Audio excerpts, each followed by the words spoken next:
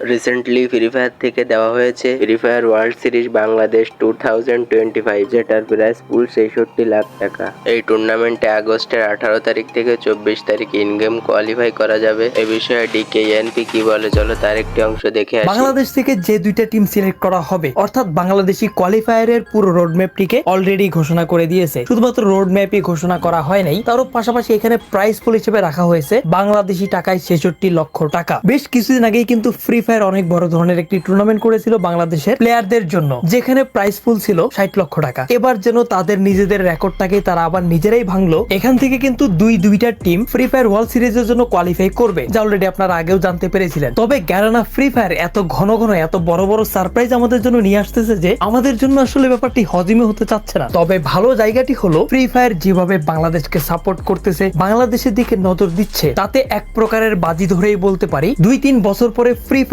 বাংলাদেশের স্পোর্টস এর জন্য অনেক বড় ধরনের একটি ভূমিকা পালন করবে। এবার আসি টুর্নামেন্টের বিষয়টা সম্পর্কে, যেখানে বলা হয়েছে এই মাসের 18 তারিখ থেকে রেজিস্ট্রেশন শুরু হবে, তারপরে অনলাইন কোয়ালিফায়ার হবে 22-23 তারিখে। এই কোয়ালিফায়ার থেকে নকআউট স্টেজে টোটাল 16টা টিমকে নেওয়া হবে আর দুইটা টিমকে ইনভাইটেড করা হবে। এই যে দুইটা টিমকে ইনভাইট করা, সেখানে অবশ্যই সকলে ধারণা করেই বসেছেন জব ব্রেকার্স এবং আরএসকে সুযোগ পাবে। যেহেতু এইখানে দুইটা টিমকে ইনভাইট করতেছে, এই ব্যাপারটা নিয়ে অনেকে অনেক ধরনের কথা তুলতেছেন যে কেন দুইটা টিমকে ইনভাইট করা হলো, কিংবা কেনই সবগুলো টিমকেই কোয়ালিফাই করতে আসতে হলো না। এই ব্যাপারে নানা ধরনের নানা কথা উঠতেছে। নেটিজনরা নানা ধরনের মন্তব্য করলেও এই মন্তব্যগুলোর জবাব দিয়েছে তাহসিন হাসান রুদ্র, অর্থাৎ কুট্টুস। তিনি তার নিজের ফেসবুকের ভিতরে লেখেন, আপনারা কতটা বুদ্ধিহীন হলে ইনভাইটেড স্লট নিয়ে কথা বলেন। প্রত্যেকটা অফিসিয়াল টুর্নামেন্টে 2018 সাল থেকে আগের অফিসিয়ালের শীর্ষ দলগুলোকে ইনভাইটেড স্লট দেওয়া হয়, সেখানে মাত্র 2টা স্লট দিয়েছে। কথা যদি ওঠানো হয় তাহলে 16টা ওপেন কোয়ালিফায়ারের বিষয়টা নিয়ে ওঠান। ইনভাইটেড এর কথা তুলে নিজেকে গাধা প্রমাণ করার দরকার নেই। ইনভাইটেড এর বিষয়টা সম্পর্কে আরেকটু করে বলে দেই, সেটা হচ্ছে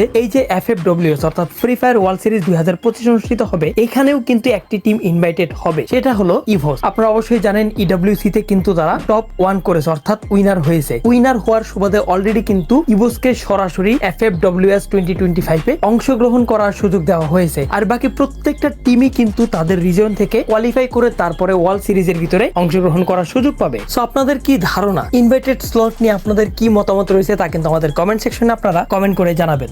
স্পোর্টস এর এই রকমের যে একটি ধামাকাদার পারফরমেন্স দেখাচ্ছে ফ্রি ফায়ার, তা কিন্তু ধীরে ধীরে মেইন স্ট্রিম মিডিয়ার ভিতরে প্রচারিত হওয়া শুরু করেছে, যা নিয়ে বেশ কয়েকটা নিউজ মিডিয়াতেও নিউজ এবং পোস্ট করতে দেখা যায়। খেলাযোগও এই টাইপের একটি পোস্ট করেছে, যেখানে ফ্রি ফায়ারের এই টুর্নামেন্টে 66 লাখ টাকা প্রাইজ মানির পাশাপাশি দুইটি টিম যে অংশগ্রহণ করতে পারবে তা লিখে তাদের অফিসিয়াল ফেসবুক পেজের মাধ্যমে প্রচার করেন। আর এভাবে যদি ধীরে ধীরে মেইন স্ট্রিমের প্রত্যেকটা মিডিয়া গেমের এই ভালো বিষয়গুলোকে প্রচার প্রসার করে, তাহলে অবশ্যই